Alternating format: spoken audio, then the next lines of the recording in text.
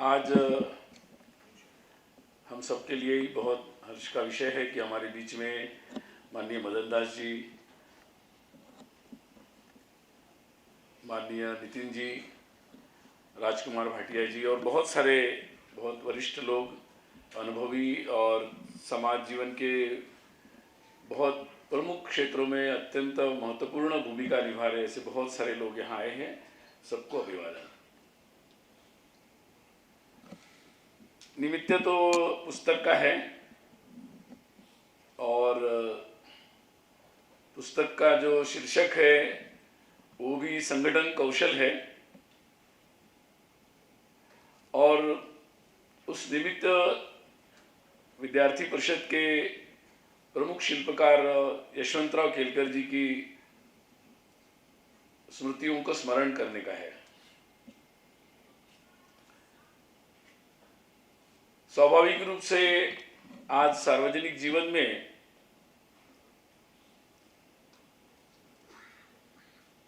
संघ की प्रेरणा से जो विद्यार्थी परिषद की स्थापना हुई और तत्पश्चात आज स्वयं नितिन जी भी यहाँ उपस्थित है, ऐसे बहुत सारे राजनीति से लेकर जीवन के कितने सारे ऐसे क्षेत्र हैं कि जहाँ पर कार्यकर्ताओं ने अपने कर्तृत्व, अपने सद्गुण और एक भविष्य के बारे में जो एक उनके मन में आशा और आकांक्षा है उसको लेकर कुछ दम के साथ आगे बढ़ने का जो संकल्प है उसका एक बहुत व्यापक परिचय समाज के सामने आ रहा है। उसके कारण स्वाभाविक रूप से ही ऐसे कार्यकर्ता कहाँ बनते हैं, उनके ये स्वभाव कहाँ बनते हैं, कैसे बनते हैं, वो फैक्ट्री कौन सी है और कहाँ है, किसने शुरू की, कैसे शुरू हुई, कैसे चलती है, इसके बारे में भी बहुत सारी उत्सुकता समाज में केवल विचारशील लोगों के बीच में नहीं, सामान्य लोगों के बीच में भी है और इसका बार बार अनुभव भी आ रहा है। और इसलिए ये बात बिल्कुल उससे मैं भी बिल्कुल सहमत हूं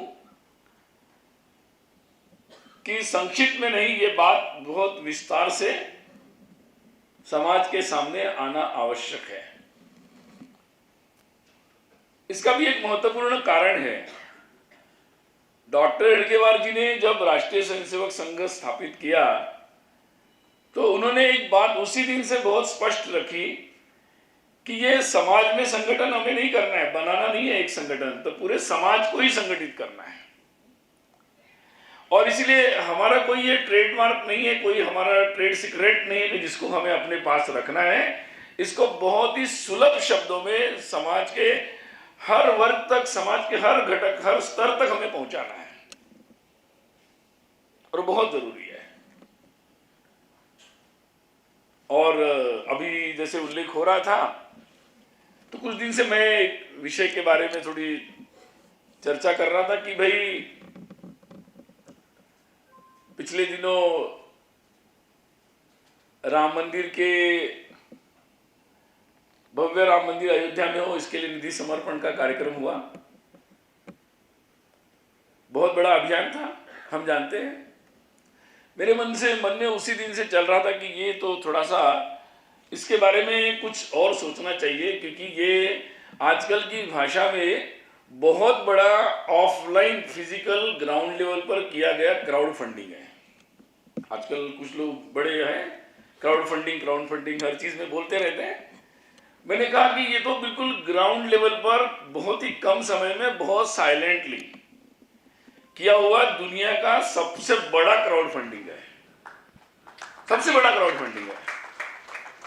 और मैंने कुछ आईआईएम डायरेक्टर से बात की, क्योंकि मैं बहुत दिन से पढ़ते रहता हूँ और मैंने एक बार स्टैटिस्टिक भी देखा कि हमारी जो देश में मैनेजमेंट स्कूल्स है, आईआईएम से लेकर सारे मैनेजमेंट स्कूल्स, वो अपनी केस स्टडीज के लिए हार्वर्ड और केनेडी जो लॉ मतलब मैनेजमेंट स्कूल्स है, उनसे कुछ करोड़ रुपयों का बजट है जो भारत से केवल इसी केस स्टडी के लिए खर्च होता है। करोड़ नहीं, करोड़ों रुपयों का बजट है केवल इसी के लिए जाता है। और मैंने कहानियां पढ़ी, केस स्टडी क्या होता है, ये कहानियां तो हम रोज हमारे संगठन जीवन में घटित होती है। तो मैंने उनसे कहा कि जरा इसके बारे में डिटेल्स लो। अभी तो बहुत सारे डिटेल्स उसके बनाए हैं कि ये ऑर्गेनाइजेशन की दृष्टि से क्या है, ये बैंकिंग की दृष्टि से इसका क्या फंडा है। तो मुझे लगता है कि ये बात बिल्कुल सही है। आज के समय में ये बात पर विचार करना और ये बात समाज के सब लोगों तक पहुंचना कि क्योंकि पूरा समाज ही संगठित होना है,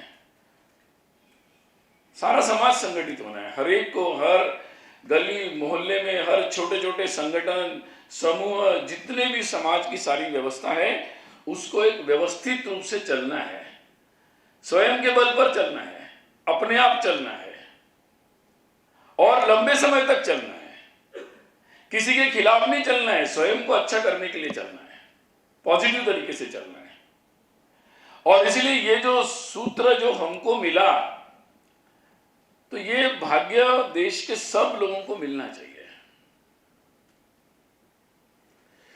जो एक सुंदर सा, हम जैसे कह रहे थे कि मतलब हम तो बहुत सामान्य लोग, लेकिन हम लोगों को भी अगर ऐसा सानिध्य मिलता है और ऐसा कुछ करने का अवसर मिलता है, तो हमें भी इतना परिवर्तन आ सकता है।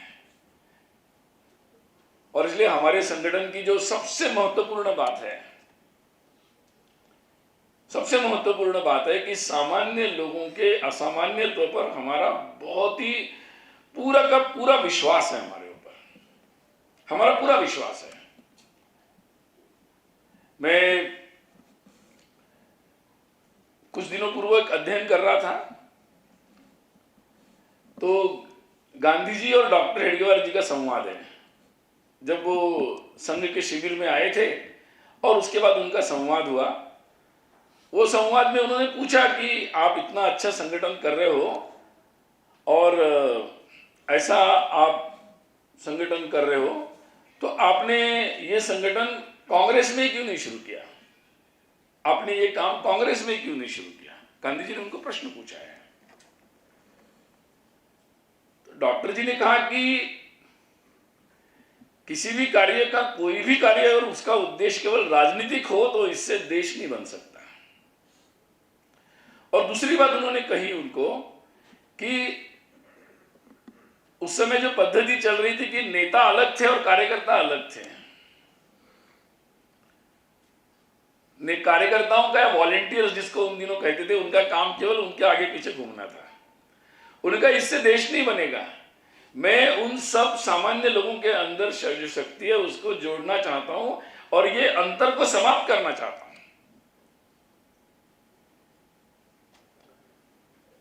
और इसलिए उन्होंने ये कार्य प्रारंभ किया। और इसलिए ये कार्य, इसका अर्थ यही था कि सामान्य लोगों में भी बहुत बड़ी शक्ति होती है, जो शायद दिखने में, बोलने में बहुत सामान्य होते हैं। आजकल की भाषा में जो जिनको गांव के लोग, अनपढ़ लोग, गंवार लोग कहते हैं, ऐसे ही शब्द हमारी भाषाओं में चलते हैं। ये शब्द विद्यार्थी परिषद की डिक्शनरी में नहीं है। हम लोग भी इस विश्वास से ही, और समाज में ये बात बहुत महत्वपूर्ण है, इस विश्वास के साथ ही पूरा समाज पूरी ऊर्जा के साथ इकट्ठा आ सकता है, सामने जा सकता है। जहां कई लोगों के पास, ये भी हम लोगों को देखने को मिलता है कि जहां संगठन में शक्ति बढ़ जाती है, बड़े संगठन हो जाते हैं, हम देखते हैं छोटे मोटे संगठन भी हो जाते हैं तो वो अपने कार्यकलाप, अपनी शक्ति का प्रयोग दिखाना शुरू करते हैं और विपरीत प्रयोग भी करते रहते हैं अपनी शक्तियों का। दुनिया में भी दिखता है हम लोगों को। और इसलिए समाज को संगठित भी होना है और संगठन से जो शक्ति बनेगी उसका सदुपयोग भी करना है।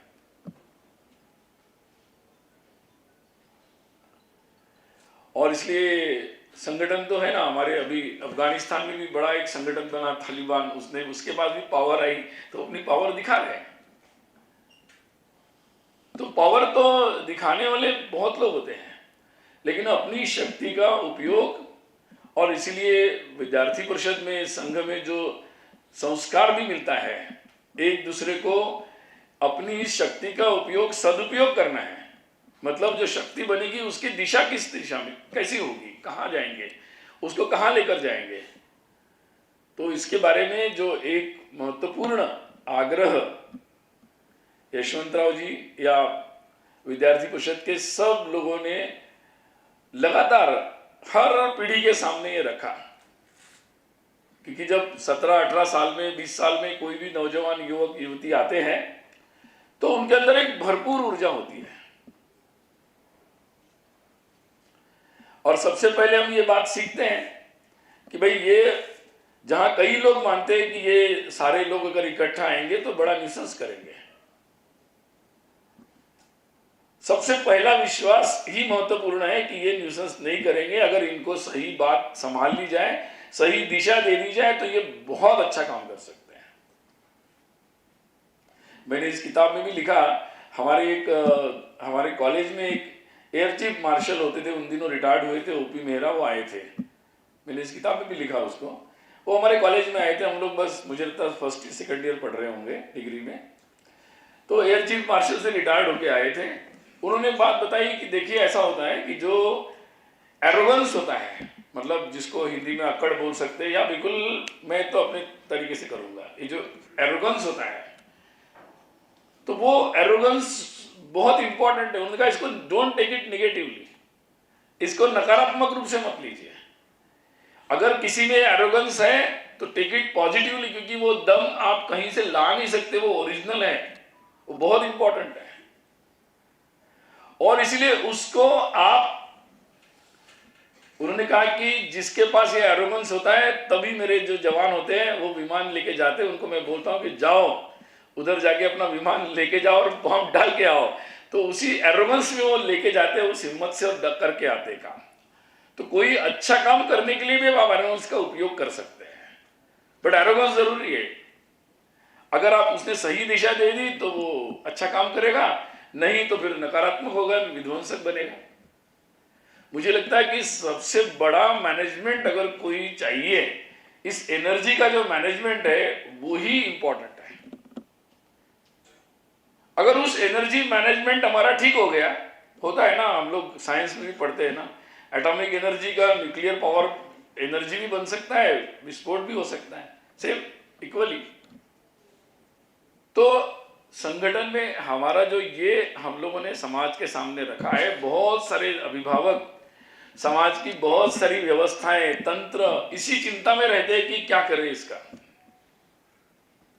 मुझे लगता है कि आज इसकी समाज को बहुत ज्यादा आवश्यकता है कि हम अपनी अगली जो नौजवान पीढ़ी है उसको कैसे संभाले, उसकी ओर कैसा देखे, उसको कैसा हैंडल करे, और उनकी एरोगेंस, उनकी जो एनर्जी है उसका राष्ट्र में बहुत सारी चीजें करने में कैसा लगाए।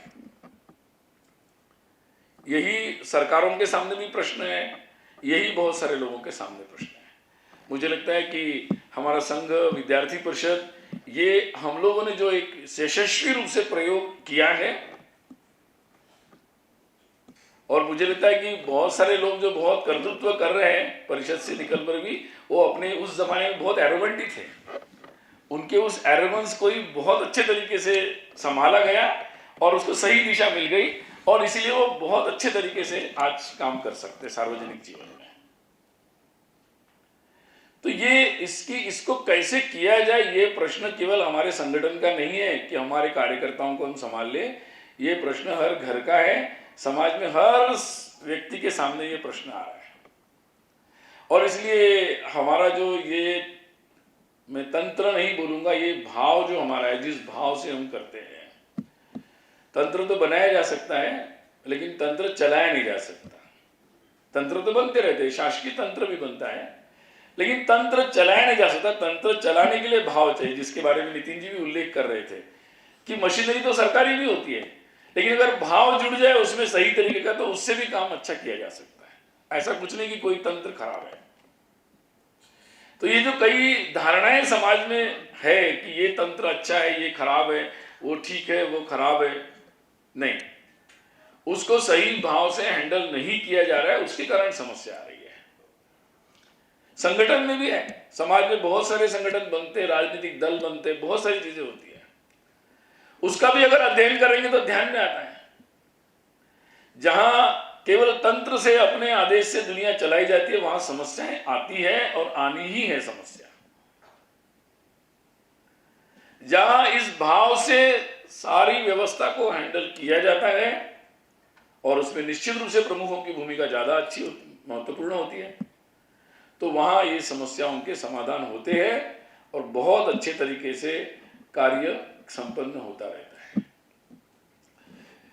यशवंतराव केलकर जी बहुत ठंडे दिमाग से, क्योंकि उनको पता था, शायद डॉक्टर जी को भी पता था कि उनके समय में ये काम पूरा नहीं होगा, क्योंकि ये बहुत ठंडे दिमाग से करने का काम है, एक पीढ़ी का भी नहीं है, कई पीढ़ियों का काम है, और ये केवल एक किसी व्यक्ति से नहीं होने वाला है। तो ये एक प्रक्रिया बननी पड़ेगी, समाज में एक प्रोसेस बननी पड़ेगी, एक टीम वर्क बनना पड़ेगा, और वो जो बनेगा वो मॉडल समाज को समर्पित करना पड़ेगा। मुझे लगता है कि मैं जब देखता हूं तो आज विद्यार्थी परिषद ने इस पीढ़ी, इस युवावस्था के लोगों को कैसे संभाला जाता है और कैसे उससे ऐसे नौजवान लोगों को बनाया जाता है, इसका एक बहुत बड़ा टेस्टेड मॉडल जिसको बोलते हैं, मतलब जिसकी बहुत बड़ा परीक्षण हो चुका है। आजकल कोरोना चल रहा है, क्लिनिकल टेस्ट वगैरह करते हैं, बहुत कुछ चलता रहता है, तो ये बहुत ही टेस्टेड है, मतलब बहुत सारी टेस्ट हो चुकी है इसकी। तो ये ऐसा मॉडल है, और मुझे लगता है कि आज अगले कुछ वर्ष में एक विद्यार्थी परिषद के भी 75 वर्ष होने जा रहे हैं, क्योंकि जब देश को आज़ादी मिली थी बस उसी समय विद्यार्थी परिषद का गठन हुआ था। और ये बात भी केवल संयोग की नहीं है कि भाई किस वर्ष में कोई संगठन स्थापित हो गया,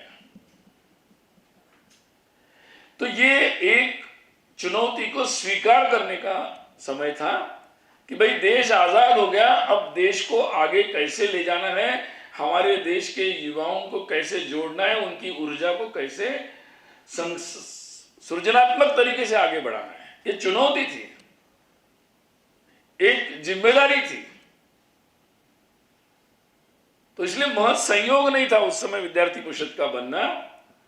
स्वाभाविक रूप से संघ के संसेवकों ने इस जिम्मेदारी को लिया और उन्हें उस जिम्मेदारी को निभाते निभाते आज यहां तक इस बात को लेकर आ गए। ये केवल यशवंतराव जी के जीवन काल में संपन्न नहीं हो पाया, पूरा संभव भी नहीं था, लेकिन एक जरूर हो गया कि उसकी एक प्रक्रिया बन गई। और अगर मैं इसको इस तरीके से समझूं तो आने वाले समय में ये प्रक्रिया और बढ़ती चली जाएगी, क्योंकि जब संगठन प्रारंभ हुआ तो मुंबई में, दिल्ली में और कुछ जगहों पर अपनी इकाइयां थी, लेकिन समय के साथ बढ़ते बढ़ते आज हजारों स्थानों पर ये काम चल रहा है। अभी तिरंगा लगाया, 15 अगस्त को स्वाधीनता के 75 वर्ष हो रहे अमृत महोत्सव, तो परिषद ने 1 लाख स्थानों पर तिरंगा लगाया। तो ये सिंबॉलिक, तो ये इसी धारा को अगर ऐसे ही चलती रही तो निश्चित रूप से देश का कोई युवा नहीं बचेगा, आने वाली कोई पीढ़ी का कोई व्यक्ति पीछे नहीं छूटेगा। हर एक को वही अच्छे संभालने वाले, आगे बढ़ाने वाले, प्रोत्साहन देने वाले, और कैसा काम करना, केवल आप अच्छे हो, बहुत अच्छे रहो नहीं, तो आप स्वयं आगे जाकर कैसा तंत्र चला सकते हो, कैसा काम कर सकते हो, हर क्षेत्र में जाकर नेतृत्व कैसा दे सकते हो, ये काम आज इस धारा तक पहुंचा है। और मुझे लगता है कि ये आश्वस्त करता है पूरे समाज को। इसको जितना लोग देख रहे, समझ रहे, वो आश्वस्त हो रहे हैं कि भाई निश्चित रूप से अगर हमारे समाज में इस तरीके का कोई बात चल रही है तो निश्चित रूप से भविष्य के बारे में चिंतित होने की जरूरत नहीं, चिंता जरूर करनी चाहिए कि इस प्रकार का कार्य हमारे आसपास भी प्रारंभ हो जाए। आज स्वाधीनता के आंदोलन को जब हम लोग देखते हैं तो ये ध्यान में आ रहा है कि ये पूरा कार्य देशव्यापी था। देश के हर कोने में था, हर जगह था। मतलब मैं दक्षिण में गया तो वहां उन्होंने अपने आंदोलन को नाम दिया, डिक्लेरेशन किया, नाम दिया जम्बूद्वीप डिक्लेरेशन। तो उनका भाव स्व का था। अभी अभी सूचना मिली कि नागालैंड और मणिपुर के लोग भी अंडमान जेल में अंग्रेजों से लड़ते हुए गए थे, उसकी सूचियां मिली है। तो बहुत सारी जो निरर्थक बातें प्रसारित हो रही थी कि पता नहीं लोगों के अंदर पूरे देश में ये स्व का भाव था कि नहीं, पूरा देश लड़ रहा था कि नहीं लड़ रहा था, क्या कुछ ही लोग लड़ रहे थे, नहीं। तो ये बात स्थापित हो रही है। ये बात का उल्लेख मैं इसलिए कर रहा हूं कि जब आज़ादी का अमृत महोत्सव आ रहा है तो हमें देश के इस भाव का पूरी तरह पता लगाना है, क्योंकि ये भाव का पता लगना इतना आवश्यक है कि इससे जो एक आत्मविश्वास लोगों के अंदर आएगा वो बहुत बड़ा काम करेगा। और इसलिए जब ये भाव लोगों को मिलेगा, हमारे संगठन जैसी व्यवस्थाएं लोगों को उपलब्ध होगी, तो मुझे लगता है कि हम लोग बहुत जो अपेक्षित परिवर्तन है वो उस दिशा में बहुत गति से आगे बढ़ सकते हैं। एक बात छोटी सी और ध्यान में आती है कि समाज में बहुत सारे ऐसी विकराल समस्याएं हैं, लेकिन दूसरी तरफ ये भी बहुत देखने को मिल रहा है कि बहुत सारे नौजवान बहुत अच्छा काम करने के लिए आगे आ रहे हैं। और कभी कभी मैं सोचता हूं कि जो ये अभी जो पीढ़ी चल रही है उस पीढ़ी की समझ तो बहुत ज्यादा है, क्योंकि शायद उनको पूरी दुनिया का एक्सपोजर मिला है, पूरी दुनिया को कंपैरेटिव तरीके से वो देख पा रहे हैं। इसलिए उनको केवल अपने यहाँ का मालूम नहीं, उनको दुनिया में कहाँ क्या हो रहा है ये भी पता है। और इसलिए एक फेज में जो बहुत एक ऐसा आकर्षण था, मतलब झूठा आकर्षण था, वो अभी सेटल डाउन हुआ है। बहुत ही प्रैक्टिकल सोचने वाले लोग हैं और इसलिए उस पीढ़ी का आत्मविश्वास भी बहुत ज्यादा है, शक्ति भी अपार है। इसलिए आज मुझे लगता है कि समाज में ऐसे सबसे ज्यादा आज आवश्यक है कि समाज के हर व्यक्ति को ये जिम्मेदारी लेनी चाहिए, केवल अपने घर के बच्चों को संभालने की नहीं, हम जहां रहते, जिस परिसर में रहते, जहां भी बैठे हैं, हर एक के पास, जिसके पास जितनी भी क्षमता होगी, हमारे नौजवान पीढ़ी को अच्छी बात बताना। दो आप अच्छी बात भी बताते तो आप बहुत अच्छा काम कर रहे हैं। आप उनको दो अच्छी बात करने के लिए मदद करते, सहयोग करते, आप और ज्यादा अच्छी बात कर रहे हैं। आप उनके चार लोगों को मिलाकर कुछ करने के लिए और प्रोत्साहित करते तो और अच्छा काम कर रहे हैं। तो मुझे लगता है कि ये काम कोई केवल किसी को अब ये एक संगठन के तंत्र के भरोसे बैठने से नहीं होगा। अब ये तंत्र का जो मॉडल है वो सबके सामने ओपन है और इसलिए इसको समझकर अपने अपने स्तर पर हर एक को इसमें अपना नेतृत्व करने की आवश्यकता है। तो हम बहुत ज्यादा गति से बहुत अच्छा काम जल्दी से कर पाएंगे। और इसलिए जैसा ये आज जो विषय हम लोग अनुभव कर रहे हैं, इसलिए मैंने एक बात कहना चाहता हूं कि ये केवल हमारी पुरानी स्मृतियों को जागृत करने का लिए ये पुस्तक नहीं है, या केवल उसके लिए कार्यक्रम नहीं होना चाहिए। तो उनके आधार पर हम समाज में जाकर, समाज में आने वाले समय में इसको और कैसे इस तरीके से हम हर जगह हर कोने पर ऐसे संभालने वाले लोग कैसे खड़े हो सकते हैं। और फिर मुझे लगता है कि निश्चित रूप से चाहे शासन का तंत्र हो, किसी भी तरीके का हो, उसको भी एक निश्चित रूप से उसके भी एक सकारात्मक उपयोग करते हुए बहुत अच्छी बातें की जा सकती है। तो आज मैं सभी से यही कहना चाहूँगा कि यशवंतराव जी की स्मृतियाँ और विद्यार्थी परिषद ने जो कार्य किया, उसकी जो कार्य की पद्धति है, कार्य की शैली है, उसकी जो कार्य प्रणाली है, कार्यकर्ता समाज की पद्धति है, उसको ज़्यादा से ज़्यादा समाज में प्रसारित करने की आवश्यकता है। हर तरीके से उसको हर तरीके से प्रसारित करने की आवश्यकता है।